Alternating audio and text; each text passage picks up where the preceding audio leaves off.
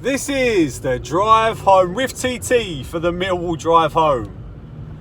I've missed doing this and I've missed football, but at least I've actually got something to talk about. So in this video, I will be talking about Steve Morison. I'll be talking about the fixture list and I'll be talking about potential signings. It looks like Bartman is going to be a Millwall player. So I'll be talking a bit about that. So I'll start with the man Steve Morison. 92 goals for the Lions. And I don't think I've ever seen a player to have had so much of an impact at Millwall and yet defied opinion so much as Steve Morison. He pretty much epitomises being, having a Millwall approach to things in that people don't like him and he just really does not give a monkeys that people don't like him, and it's typical Steve Morison. You know, he was the pantomime villain wearing a Millwall shirt.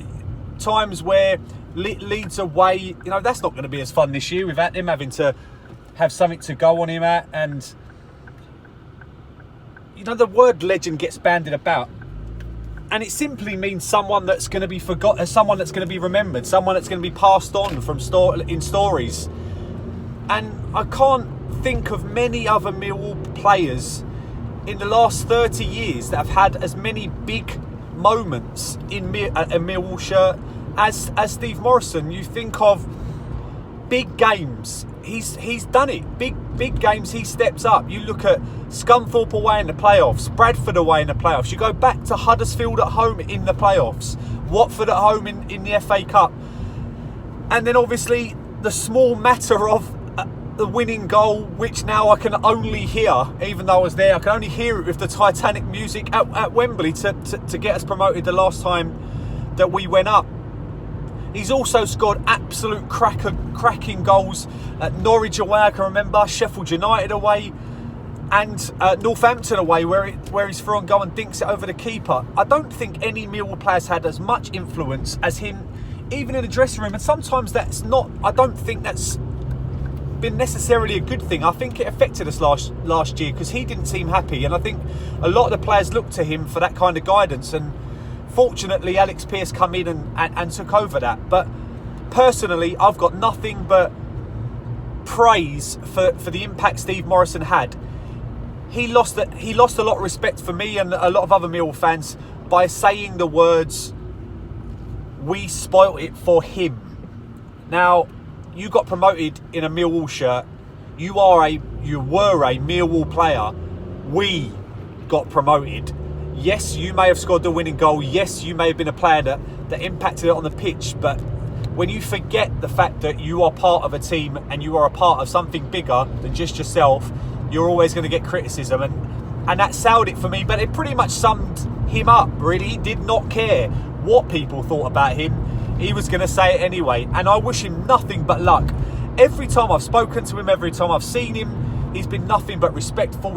He talks well, and he just seems like a decent bloke off the football pitch. And so I wish him well in his future endeavours, and I would like him back at some stage in the technical area for our club, because I think he deserves that. Is he a legend? I'll answer that now. Yes, because of what he's done. Now we move on. I'll go on to the signing of Bartman from Ipswich. About time. Although a lot of people have said, you know, come on Millwall, we've not made any signings. We've got no goalkeepers, which we don't. We've got no strikers, which we virtually don't, because we've got Bradshaw and only Elliott. But since the end of the season, we've had, in the Championship, 16 signings have been made. 16. And one of those is Alex Pearce. So I think over half the teams have not made a single signing yet. There's plenty of time in this transfer window to go. There's plenty of time before pre-season, never mind the start of the season. And then you've got all the way until, the middle of August before you can make before the transfer window closes. So we do need to chill out a bit as a fan base. I can understand, because I'm the same, why we're so fraught about it, because obviously we've got virtually no players. We've not got a first team that we can put out and field comfortably in the Championship. But the time will come. I feel like Harris has been given a bit of money. I feel like Harris is doing his work diligently. We should not panic by it. The club has done that in the past and it's never worked well. So let him do his business. Bartman from Ipswich, I think, is an absolutely superb signing. He had his worst season of his career last year in a very poor Ipswich side. Now, I spoke to a couple of the players last year and they told me that they felt that Ipswich side was the worst Championship side they had ever seen. And obviously any goalkeeper in front of it's going to lose confidence, and he was at fault for a number of their goals. But this is a player that 3 years previously to that has won Ipswich Fans Player of the Year, has pulled off a string of good saves. I don't think it helped him, one, being in a poor team, and two, the fact that he came off the back of the World Cup. We only need to look at what happened to James Meredith for the majority of last season to see how much not having a summer break at all, because let's face it, they didn't. Even if they didn't play in the World Cup, they're still into football, and the emotions that must go playing for your country or being in and around the World Cup squad for your country, it must take it out of you. And I think that affected Bartosz Białkowski as it did James Meredith. I think if we do get him over the line, because as far as I know he's having a medical today, it's an absolutely superb signing and answers one of our big questions in terms of we need a goalkeeper.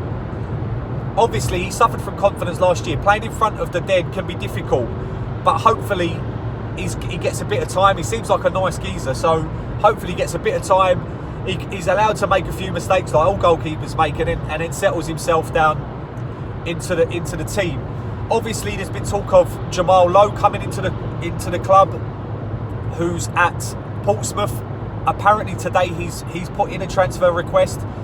There are other clubs in, and whenever there is other clubs in for a player, I always feel like we're not going to get them, because we seem to be third, fourth, or maybe even fifth choice for agents and players, because it's not an easy place to come. But it sounds like we're bidding the right way. People have said it's been 2.5 million. We should bid 3 million because that's what they're asking for. Well, no, I don't believe that. You don't just go straight in and offer. Whenever anyone's bought a car or bought a house, does any one of you pay the full market value straight up? No, you don't. No one does. We shouldn't. Portsmouth shouldn't go, we want £3 million for him, and we go, yeah, all right, no worries. That's our opening bid. Here you go. Here's the money. I don't care how much we want him. You do things the right way, and you try and save the club a bit of money. We haven't got money to throw around. I hope we could get him, because I rate him as a player. I've watched a lot of footage on him since we were linked with him, and he seems like he'd be a great addition to the squad. Maybe a swap deal, maybe putting Fred the other way, maybe Tom Elliott going the other way. Who knows, we'll see. I've heard today for a rumour mill that Nick Blackman, a midfielder, I did think he played up front, but there's a lot more weight in the fact that he's a midfielder. Nick Blackman, he's played at Sheffield United and Reading, scored a few goals from midfield. I think he's been on loan at Maccabi Tel Aviv, and I think he played in the Spanish League last season. I can't remember which team he played for, but he played in the Spanish League last season. And there's obviously talk that he could come into the team. We need to make decent signings that can fit in and play, because they may well need to be in the first team. At the moment, we've got Bradshaw up front, and that's simply not going to be enough. And we've got no one really else around him.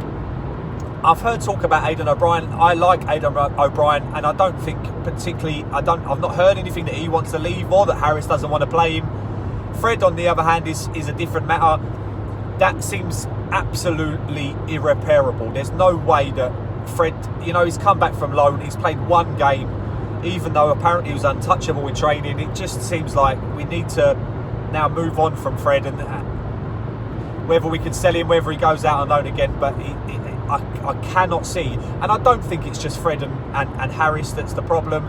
It's just, I think it's Fred and Millwall. I don't think Fred can play for Millwall. He doesn't seem to have the temperament to be able to put up with the abuse that he got from fans. And I remember defending him when he didn't sign a contract, because I feel like it's a player's right to choose where they go. I don't think any player should feel compelled to be at a football club when they're offered more money elsewhere. Would I like them to be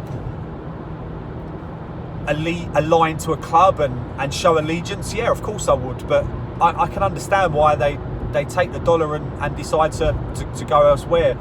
And with Fred, I just think that it's not the right club for him, and I hope that he finds somewhere he could well go on to better things at other clubs and regain his confidence. But I just don't think he's right for Millwall.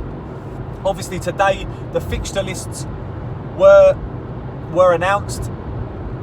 It's a bit of a nothing, the fixture list, you know. It helps start planning the season.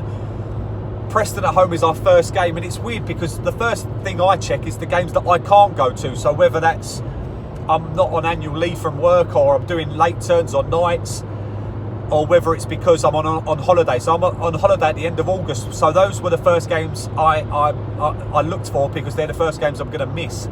And obviously Fulham away would be the first one. Now I don't mind too much because they made it a midweek game, and you know, it's a game where we're probably not going to get anything out. I would have loved to, don't get me wrong, I want to go to every game that I can go to, I do go to. If it's not work, if it's not me coaching my Lions, I'm there. But obviously I'm on holiday for that, and the other two games I'm going to miss. Borough away, which I'm not too fussed about, and I don't know who would be fussed about that. And the other one was Hull at home. So if you could give me 3 fixtures, I would have had the Fulham away one, but the other two, you know, I'm not too disappointed that I'm going to miss. You look for the thing that's slightly... It seems to me that our fixture list has been the same nearly every single time we're in the Championship. We seem to play the same teams on a Tuesday, Wednesday night at home. You know, the Birminghams, Wigans. Who else do we play? Sheffield Wednesday we normally play, but fortunately we've got them on a Saturday. That's one good thing. Home and away Saturday. At the moment, obviously, who knows what South Yorkshire Police will do to that fixture, but at the moment it's on a Saturday, and that's something that I am looking forward to. And the good thing now is we've got 4 London derbies. We've lost the teams close to us, closer to me in East Anglia, and we've obviously Norwich and Ipswich, one going up and the other one going down. But we've got 4 London derbies, as much as Brentford is a London derby. You've got QPR, we've got the return of Charlton and the return of Fulham, both coming from either direction. And it adds a bit of spice, because I didn't think QPR isn't really a derby for us. I've never seen it as a derby other than when Ian Holloway was there. So Charlton is a proper derby, even though I don't really have too much I don't have too much animosity towards Charlton. I think they're a club that have a lot of turmoil. You know, they had a very similar Millwall thing where Lee Bowyer has not signed his contract, he's left the club, and the day after he signed a contract, and you think, Jesus, you think our clubs run poorly, and then you see things like that. And then obviously Birmingham have done the same thing with Gary Monk, and they've let him go, and you're thinking that's absolutely madness, because he's turned that club around. They're a proper working class club in Birmingham, and I've got a lot of time for them actually, because they're very similar attributes to us as a football team. They get behind their team, and they've been run horribly. You know, obviously you look at having Redknapp as their manager, who overspent and got them in a load of trouble, and now the owners, I don't think, know what they're doing, which is a shame for clubs that have a similar makeup as we do. But they'll now struggle. I think Birmingham will struggle. There'll be another team down there with us, and that's the thing. At the moment, it's too early to say. I've seen predictions of where we're going to finish, what's going to happen. There's a long way to go. I'm looking forward to, and I'm going to try and attend every pre-season friendly, and obviously I'll bring you a drive home from every one of those. I absolutely love doing this. I really do miss it. Even someone in the petrol garage in my local town yesterday said I was called Mr. TT, which is the first.